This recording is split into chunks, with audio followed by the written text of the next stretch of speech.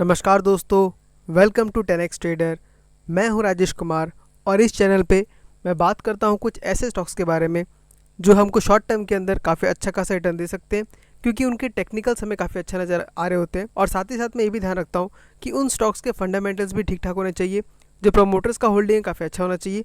और सोने पे सुहागा तब बन जाता है जब उसमें FIs का होल्डिंग भी होता है। तो आज वैसे ही दो स्टॉक्स के बारे में हम डिस्कस करने वाले हैं।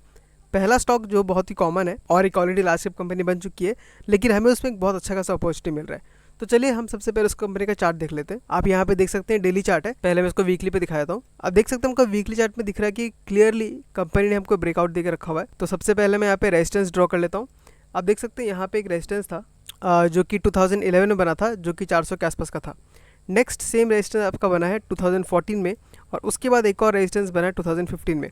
तो 400 का जो लेवल था एक बहुत ही स्ट्रॉन्ग रेजिस्टेंस आप बोल सकते हैं।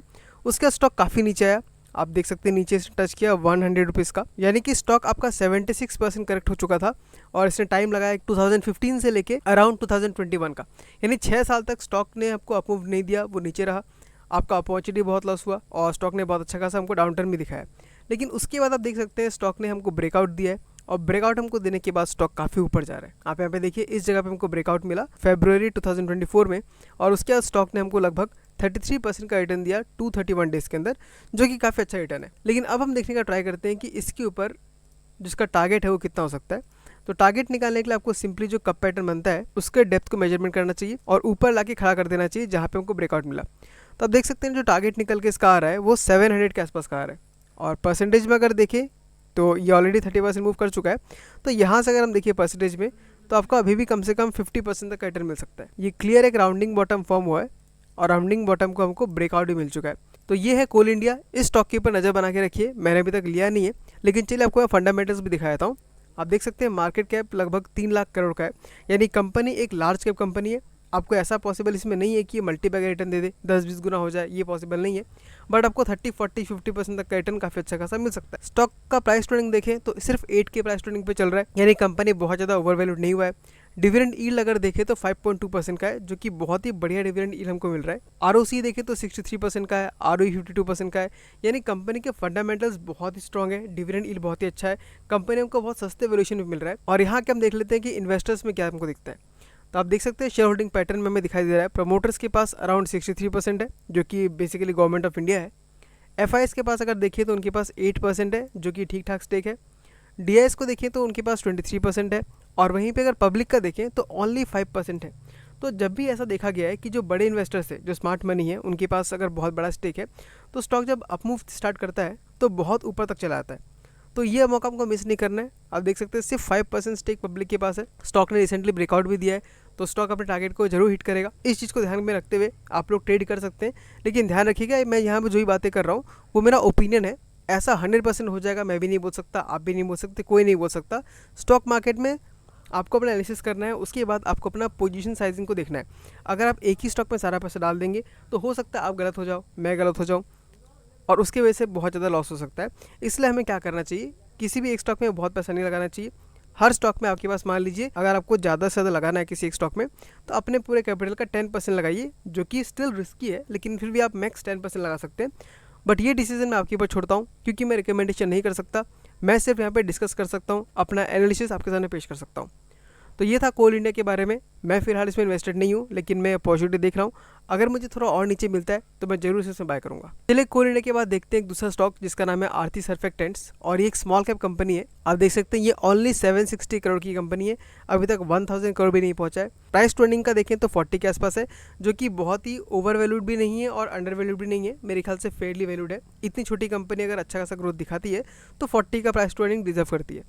ROC देखें तो 14 है और ROE 11 का है, बहुत ज़्यादा अच्छा भी नहीं है, बट धीरे धीरे कंपनी में इंप्रूवमेंट आ सकता है। वहीं पर अगर हम बैलेंस शीट में आके देखें तो रिजर्व्स 211 करोड़ के हैं और बोरोविंग्स 100 करोड़ का है। तो कंपनी को अगर देखें तो इसमें डेट बहुत ज़्यादा नहीं है, मैनेजेबल है। और इन्वेस्टर्स में आके देखें तो प्रमोटर्स के पास 49% है, जो कि ठीक ठाक स्टेक है, और बाकी सारा का सारा पब्लिक के पास है, जो कि 50% है।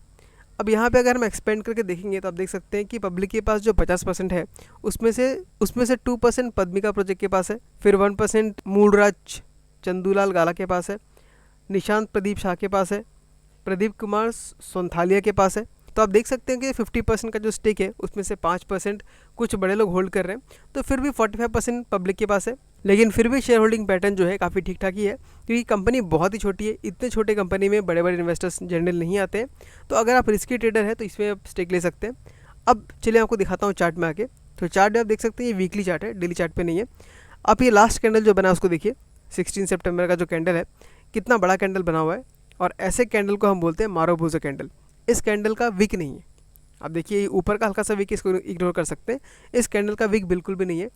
और ये जो को बड़ा कैंडल दिख रहा है उसको सपोर्ट कर रहा है ये बहुत बड़ा वॉल्यूम। तो बहुत ज़्यादा चांसेस है कि स्टॉक हमको ब्रेकआउट दे दे, और ब्रेकआउट देने के बाद टारगेट कितना होगा हम देखेंगे। लेकिन उसके पहले हम यहाँ पे एक चीज़ और डिस्कस कर लेते हैं कि ये जो स्टॉक है वो हमको एक ट्रेंड रिवर्सल का पैटर्न दिखा रहा है। ट्रेंड रिवर्सल मतलब स्टॉक कहीं भी जब नीचे आता है तो नीचे आने के बाद फट से ऊपर नहीं उठ जाता है, वो रिवर्सल पैटर्न बनाता है। जैसे डबल बॉटम हो गया, फिर आपका inverted head and shoulder pattern हो गया। तो यहाँ पे हमको जो पैटर्न देखने के लिए मिल रहा है उससे हम बोलते हैं inverted head and shoulder pattern. मैं आपको यहाँ बना के दिखाता हूँ। तो ये रहा आपका एक शोल्डर, ये बीच में जो है उसका हेड है, और ये तीसरा आपका फिर से शोल्डर नज़र आ रहा है। तो आप देख सकते हैं कि inverted head and shoulder pattern बन रहा है। और अगर आपको थोड़ा सा भी नॉलेज है तो आपको पता होगा कि इन्वर्टेड हेड एंड शोल्डर जो है वो आपको बॉटम फॉर्मेशन का इंडिकेशन देता है, यानी बॉटम फॉर्म हो चुका है। इसके बाद स्टॉक हमको काफ़ी अच्छा खासा ब्रेकआउट देके ऊपर मूव कर सकता है। तो अगर ये अपने प्रीवियस हाई को भी टच कर लेता है ब्रेकआउट देने के बाद, तो भी हमें अराउंड 77% तक रिटर्न मिल सकता है, या मान लीजिए हमारा पैसा डबल भी हो सकता है, 100% रिटर्न भी मिल सकता है। लेकिन फिर से मैं आपको बता देना चाहता हूँ कि ये कोई रिकमेंडेशन नहीं है, ये मेरे ओपिनियन है। मैं खुद इसमें अभी इन्वेस्टेड नहीं हूँ। अगर मुझे इन्वेस्ट करना होगा तो मैं कम्युनिटी पोस्ट में अपलोड करके आपको अपडेट कर दूंगा, या अगर आप मुझसे पर्सनली जुड़ना चाहते हैं तो आप मेरे टेलीग्राम चैनल को ज्वाइन कर सकते हैं, जो कि टोटली फ्री है। वहाँ पे हमको रिकमेंडेशन नहीं देते, हम ऐसी चीज़ों के ऊपर ही, ऐसे स्टॉक्स के बारे में डिस्कस करते हैं, और मैं जो भी कुछ अपडेट होता है उसको मैं अलग अलग टेलीग्राम चैनल पे दे देता हूँ। तो आज हमने बात की इन दो स्टॉक्स के बारे में। एक तो काफ़ी अच्छा खासा लार्ज कैप है जिसमें ट्रेड कर सकते हैं, रिस्क कम होगा, लेकिन दूसरे स्टॉक में रिस्क आपको थोड़ा ज़्यादा मिलेगा, लेकिन आपको रिटर्न भी काफ़ी अच्छा खासा मिल सकता है। तो दोस्तों आज के वीडियो में इतना ही। आई होप आपको ये वीडियो अच्छा लगा होगा, और अगर आपको ये इन्फॉर्मेशन अच्छा लगा तो इस वीडियो को लाइक कर दीजिए, और हो सके तो चैनल को सब्सक्राइब भी कर लीजिएगा, क्योंकि उससे मुझे बहुत मोटिवेशन मिलता है और मैं ऐसे वीडियोज़ कंटिन्यूसली बनाते रह पाता हूँ। तो ठीक है दोस्तों, मिलता हूँ आपसे अगले वीडियो में किसी अगले स्टॉक के साथ। तब तक के लिए tata, bye bye, take care.